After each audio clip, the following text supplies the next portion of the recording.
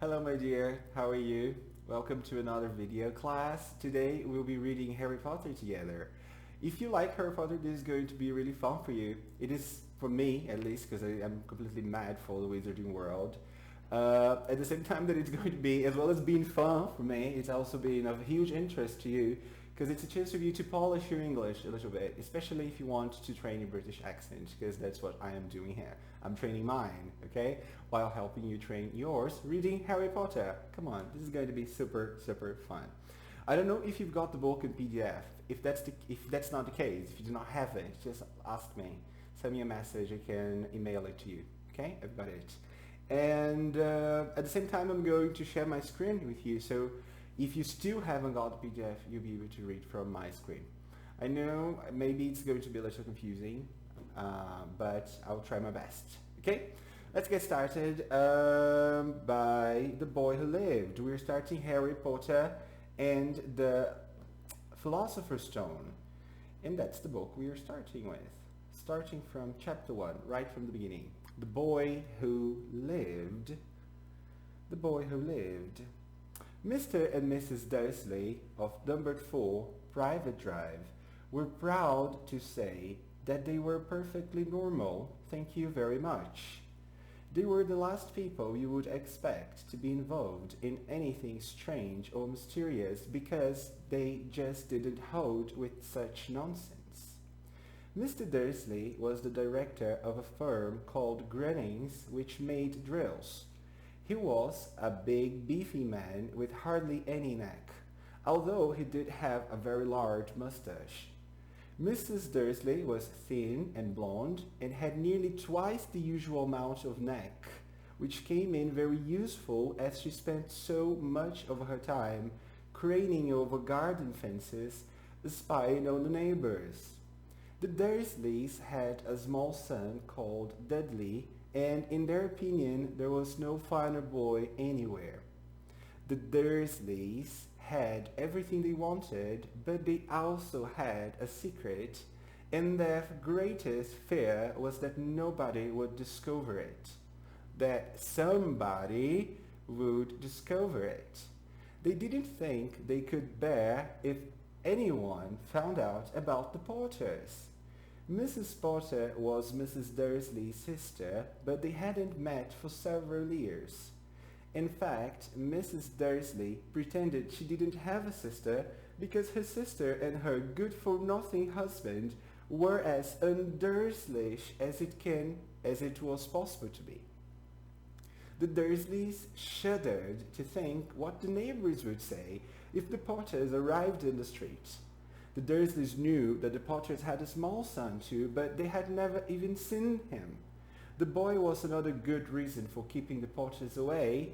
They didn't want Dudley mixing with a child like that. When Mr. and Mrs. Dursley woke up on the dull, grey Tuesday our story starts, there was nothing about the cloudy sky outside to suggest that strange and mysterious things would soon be happening all over the country. Mr. Dursley hummed as he picked out his most boring tie for work, and Mrs. Dursley gossiped away happily as she wrestled a screaming Dudley into his high chair. None of them noticed a large tawny owl flutter past the window. At 8:30, Mr. Dursley picked up his briefcase, pecked Mrs. Dursley on the cheek and tried to kiss Dudley goodbye, but missed because Dudley was now having a tantrum and throwing his cereal at the walls. "Little tyke," chortled Mr. Dursley as he left the house. He got into his car and backed out of number 4's drive. It was on the corner of the street that he noticed the first sign of something peculiar. A cat reading a map. A cat reading a map. For a second, Mr. Dursley didn't realize what he had seen. Then he jerked his head around to look again. There was a tabby cat standing on the corner of Private Drive, but there wasn't a map in sight. What could he have been thinking of? It must have been a trick of the light. Mr. Dursley blinked and stared at the cat. It stared back. As Mr. Dursley drove around the corner and up the road, he watched the cat in his mirror. It was now reading the sign that said Private Drive. No, looking at the sign, cats couldn't read maps or signs. Mr. Dursley gave himself a little shake and put the cat out of his mind. As he drove toward town, he thought of nothing except a large order of drills he was hoping to get that day. But on the edge of town, drills were driven out of his mind by something else. As he sat in the usual morning traffic jam, he couldn't help noticing that there seemed to be a lot of strangely dressed people about. People in cloaks. Mr. Dursley couldn't bear people who dressed in funny clothes. The get-ups you saw in young people. He supposed this was some stupid new fashion. He drummed his fingers on the steering wheel, and his eyes fell on a hurdle of these weirdos standing quite close by. They were whispering excitedly together. Mr. Dursley was enraged to see that a couple of them weren't young at all. Why that man had to be older than he was, and wearing an emerald green cloak. The nerve of him! But then it struck Mr. Dursley that this was probably some silly stunt. These people were obviously collecting for something. Yes, that would be it. The traffic moved on, and a few minutes later, Mr. Dursley arrived in the Grunnings parking lot, his mind back on drills. Mr. Dursley always sat with his back to the window, but in his office on the 9th floor. If he hadn't, he might have found it harder to concentrate on drills that morning. He didn't see the owls swooping past in broad daylight, though people down on the street did. They pointed and gazed open-mouthed as owl after owl sped overhead. Most of them had never seen an owl even at night time. Mr. Dursley, however, had a perfectly normal owl-free morning. He yelled at 5 different people. He made several important telephone calls and shouted a bit more. He was in a very good mood until lunchtime, when he thought he would stretch his legs and walk across the road to buy himself a bun from the bakery. He'd forgotten all about the people in clothes until he passed a group of them next to the baker's. He eyed them angrily as he passed. He didn't know why, but they made him uneasy. This bunch were whispering excitedly too, and he couldn't see a single collecting tin. It was on his way back past 10, clutching a large doughnut in a bag, that he caught a few words of what they were saying. The Potters. That's right, that's what I heard. Yeah, their son, Harry. Mr. Dursley stopped dead. Fear flooded him. He looked back at the whisperers as if he wanted to say something to them, but thought better of it. He dashed back across the road, hurried up to his office, snapped at his secretary not to disturb him, seized his telephone, and had almost finished dialing his home number when he changed his mind. He put the receiver back down and stroked his mustache, thinking no. He was being stupid. Potter wasn't such an unusual name. He was so sure that there were lots of people called Potter who had a son called Harry. Come to think of it, he wasn't even sure his nephew was called Harry. He'd never even seen the boy. It might have been Harvey or Harold. There was no point in worrying Mrs. Dursley. She always got so upset at any mention of her sister. He didn't blame her.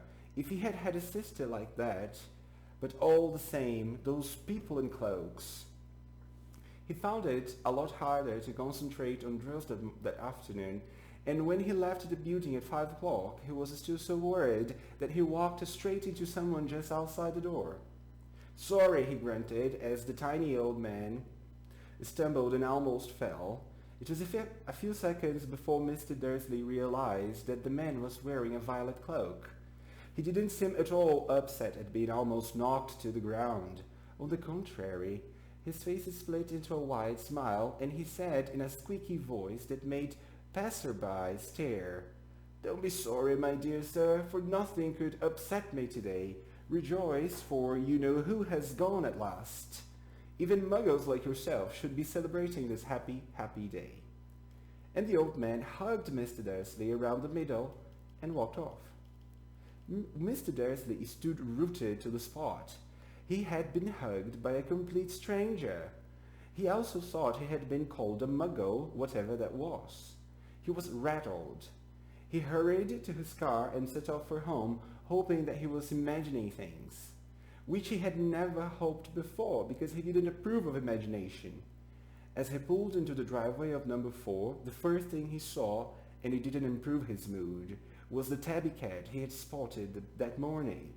It was now sitting on his garden wall.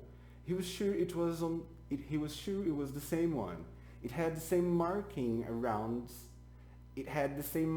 around its eyes. "Shoo!" said Mr. Dursley loudly. The cat didn't move. It just gave him a stern look. Was this normal cat behavior? Mr. Dursley wondered. Trying to pull himself together, he let himself into the house. He was too determined not to mention anything to his wife. Mrs. Dursley had had a nice, normal day. She told him over dinner all about Mrs. Next Door's problem with her daughter and how Dudley had learned a new word once. Mr. Dursley tried to act normally. When Dudley had been put to bed, he went into the living room in time to catch the last report on the evening news. And finally, bird watchers everywhere have reported that the nation's owls have been behaving very unusually today. Although owls normally hunt at night and are hardly ever seen in daylight, there have been hundreds of sightings of these birds flying in every direction since sunrise. Experts are unable to explain why the owls have suddenly changed their sleeping pattern. The newscaster now allowed himself a grin. Most mysterious. And now over to Jim McFinn with the weather. Going to be any more showers of owls tonight, Jim?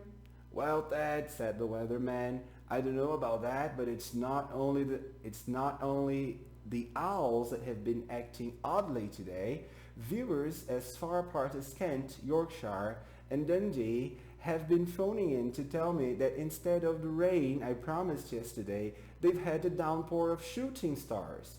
Perhaps people have been celebrating Bonfire Night early.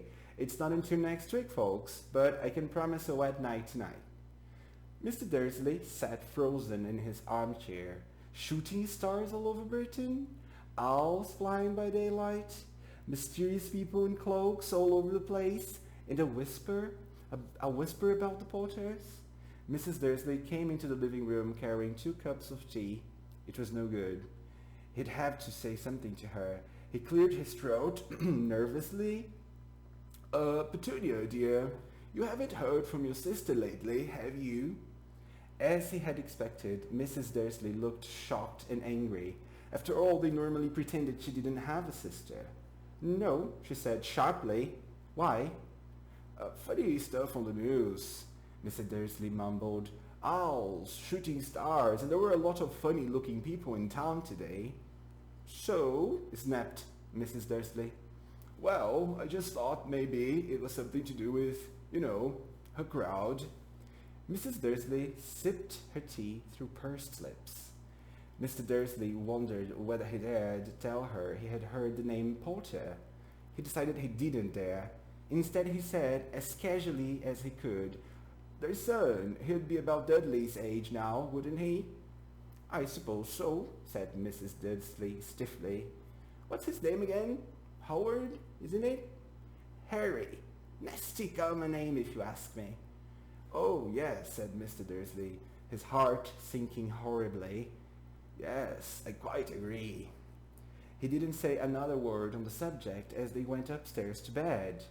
While Mrs. Dursley was in the bathroom, Mr. Dursley crept to the bedroom window and peered down into the front garden. The cat was still there. It was staring down Private Drive as though it were waiting for something. Was he imagining things? Could all this have anything to do with the Potters? If it did, if it got out that they were related to a pair of, well, he didn't think he could bear it. The Dursleys got into bed Mrs. Dursley fell asleep quickly, but Mr. Dursley lay awake, turning it all over in his mind. His last comforting thought before he fell asleep was that even if the Porters were involved, there was no reason for them to come near him and Mrs. Dursley. The Porters knew very well what he and Petunia thought about them and their kid. He couldn't see how he and Petunia could get mixed up in anything that might be going on. He yawned and turned over. It couldn't affect them.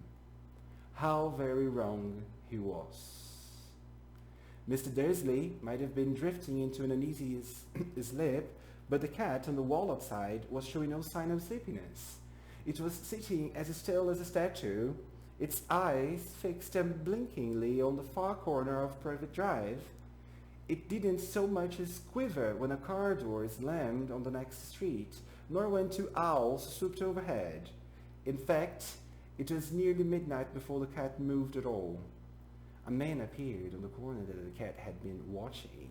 Appeared so suddenly and silently you would have thought he'd just popped out of the ground. The cat's tail twitched and its eyes narrowed. Nothing like this man had ever been seen on Private Drive. He was tall, thin, and very odd, judging by the silver of his hair and beard, which were both long enough to tuck into his belt. He was wearing long robes, a purple cloak that swept the ground, and high-heeled, buckled boots. His blue eyes were light, bright, and sparkling behind half-moon spectacles, and his nose was very long and crooked, as though it had been broken at least twice. This man's name was Albus Dumbledore. Albus Dumbledore didn't seem to realize that he had just arrived in a street where everything from his name to his boots was unwelcome. He was busy rummaging in his cloak, looking for something. But he did seem to realize he was being watched, because he looked up suddenly at the cat, which was still staring at him from the other end of the street. For some reason, the sight of the cat seemed to amuse him. He chuckled and muttered, "I should have known." He found what he was looking for in his inside pocket. It seemed to be a silver cigarette lighter. He flicked it open, held it up in the air, and clicked it. The nearest street lamp went out with a little pop. He clicked it again. The next lamp flickered into darkness. 12 times he clicked the put outer, until the only lights left on the whole street were two tiny pinpricks in the distance, which were the eyes of the cat watching him. If anyone looked out of their window now, even beady-eyed Mrs. Dursley, they wouldn't be able to see anything that was happening down on the pavement. Dumbledore slipped the put outer back inside his cloak and set off down the street toward number 4, where he sat down on the wall next to the cat. He didn't look at it, but after a moment he spoke to it. "Fancy seeing you here, Professor McGonagall." He turned to smile at the tabby, but it had gone. Instead, he was smiling at a rather severe-looking woman who was wearing square glasses exactly the shape of the markings the cat had around its eyes. She too was wearing a cloak, an emerald one. Her black hair was drawn into a tight bun. She looked distinctly ruffled. "How did you know it was me?" she asked. "My dear Professor, I've never seen a cat sit so stiffly." "You'd be stiff if you had been sitting on a brick wall all day," said Professor McGonagall. "All day, when you could have been celebrating. It must have passed a dozen fits. I must have passed a dozen feasts and parties on my way here." Professor McGonagall sniffed angrily. "Oh yes, I'm celebrating." "All right," she said impatiently. "You'd think they'd be a bit more careful, but no. Even the Muggles have noticed something's going on. It was on their news." She jerked her head back at the Dursleys' dark living room window. "I heard it. Flocks of owls. Shooting stars. Well, they're not completely stupid. They were bound to notice something. Shooting stars down in Kent? I'll bet that was Daedalus Diggle. He never had much sense." "You can't blame them," said Dumbledore gently. "We've had precious little to celebrate for 11 years. "I know that," said Professor McGonagall irritably, "but that's no reason to lose our heads. People were being downright careless, out on the streets in broad daylight, not even dressed in Muggle clothes, sweeping rumors." She threw a sharp sideways glance at Dumbledore here, as though hoping he was going to tell her something, but he didn't. So she went on.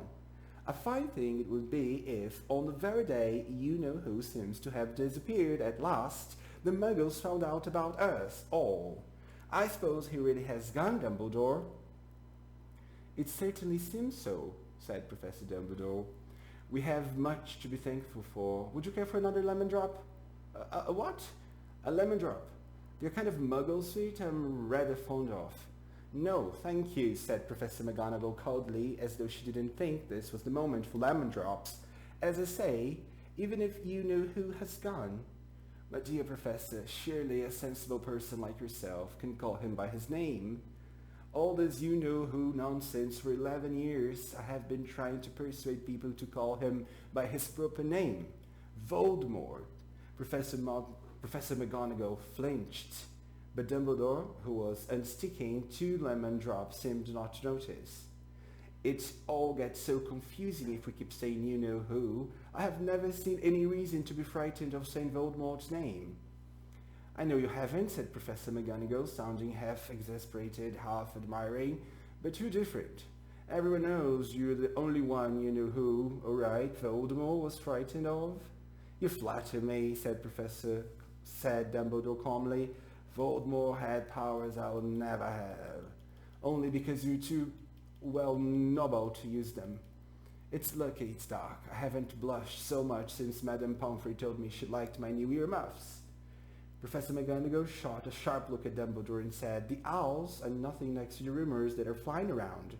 You know what they're saying? About why he's disappeared? About what finally stopped him? It seemed that Professor McGonagall had reached the point where she was most anxious to discuss. The real reason she had been waiting on a cold, hard wall all day, for neither as a cat nor as a woman had she fixed Dumbledore with such a piercing stare as she did now. It was plain that whatever everyone was saying, she was not going to believe it until Dumbledore told her it was true. Dumbledore, however, was choosing another lemon drop and did not answer. What they're saying, she pressed on, is that last night Voldemort turned up in Godric's Hollow. He went to find the Potters. The rumor is that Lily and James Potter that they're dead. Dumbledore bowed his head. Professor McGonagall gasped. Lily and James, I can't believe it. I didn't want to believe it. Oh, Albus. Dumbledore reached out and patted her on the shoulder. I know, he said heavily. Professor McGonagall's voice trembled as she went on. That's not all. They're saying he tried to kill the Potter's son, Harry, but he couldn't. He couldn't kill that little boy. No one knows why or how, but they're saying that when he couldn't kill Harry Potter, Voldemort's power somehow broke, and that's why he's gone. Dumbledore nodded glumly. It's true, faltered Professor McGonagall. After all he's done, all the people he's killed, he couldn't kill a little boy. It's just astounding. Of all the things to stop him. But how in the name of heaven did Harry survive? We can only guess, said Dumbledore. We may never know. Professor McGonagall pulled out a lace handkerchief and dabbed at her eyes beneath her spectacles. Professor Dumbledore gave a great sniff as he took a golden watch from his pocket and examined it. It was a very odd watch. It had 12 hands, but no numbers. Instead, little planets were moving around the edge. It must have made sense to Dumbledore, though, because he put it back in his pocket and said, Hagrid is late. I suppose it was he who told you I'd be here, by the way. Yes, said Professor McGonagall, and I don't suppose you're going to tell me why you're here, of all places. I've come to bring Harry to his aunt and uncle. They're the only family he has left now. You don't mean, you can't mean the people who live here, cried Professor McGonagall, jumping to her feet and pointing at number 4. Dumbledore, you can't. I've been watching them all day. You couldn't find 2 people who are less like us.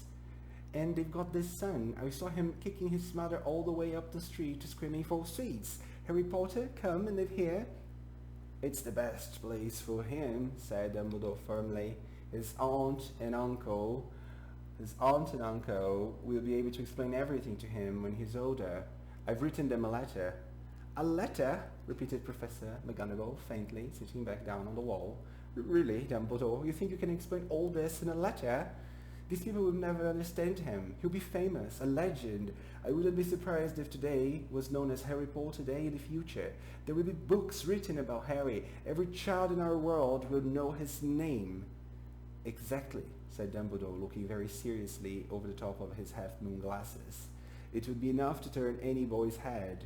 Famous before he can walk and talk. Famous for something he won't even remember.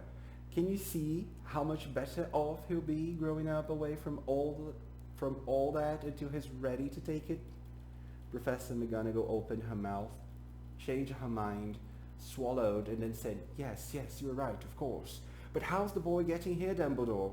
She eyed his cloak suddenly as though she thought he might be hiding Harry underneath it. Hagrid's bringing him. You think it's wise to trust Hagrid with something as important as this? I would trust Hagrid with my life, said Dumbledore. I'm not saying his heart isn't in the right place, said Professor McGonagall grudgingly, but you can't pretend he's not careless. He does tend to... What was that? A low rumbling sound had broken the silence around them. It grew steadily louder as they looked up and down the street for some sign of a headlight. It swelled to a roar as they both looked up the sky, and a huge motorcycle fell out of the air and landed on the road in front of them. If the motorcycle was huge, it was nothing to the man sitting astride it. He was almost twice as tall as a normal man and at least 5 times as wide.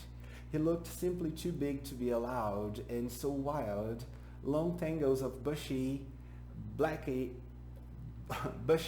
hair and beard hid most of his face. He had hands the size of trash can lids, and his feet in their leather boots were like baby dolphins. In his vast muscular arms he was holding a bundle of blankets.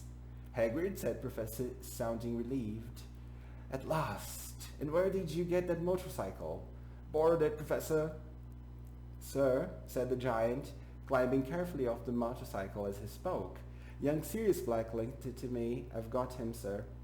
No problem, were there? No, sir. House was almost destroyed, but I got him out all right before the Muggles started swarming around. He fell asleep as we was flying over Bristol. Dumbledore and Professor McGonagall bent forward over the bundle of blankets. Inside, just visible, was a baby boy, fast asleep.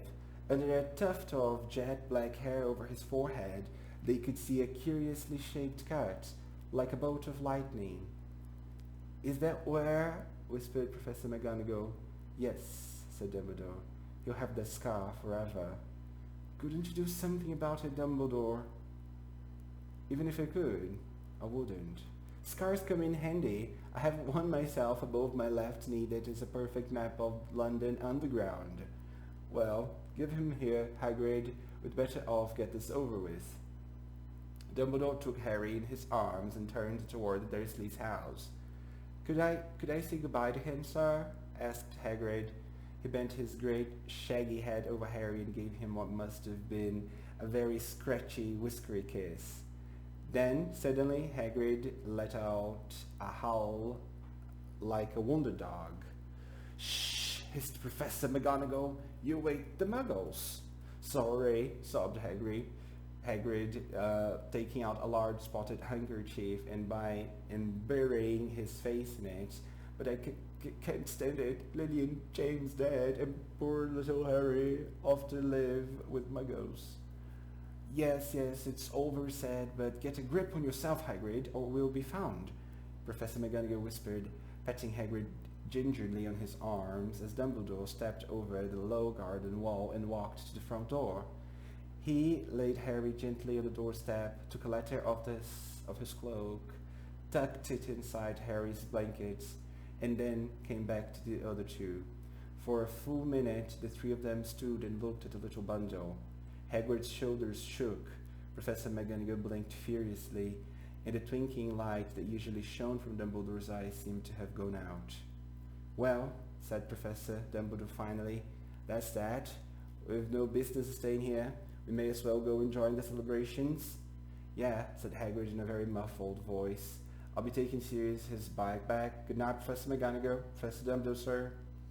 Wiping his streaming eyes on his jacket sleeve, Hagrid swung himself onto the motorcycle and kicked it in Jean into life. With a roar, it rose into the air and off into the night.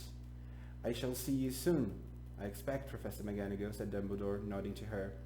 Professor McGonagall blew her nose in reply. Dumbledore turned and walked back down the street.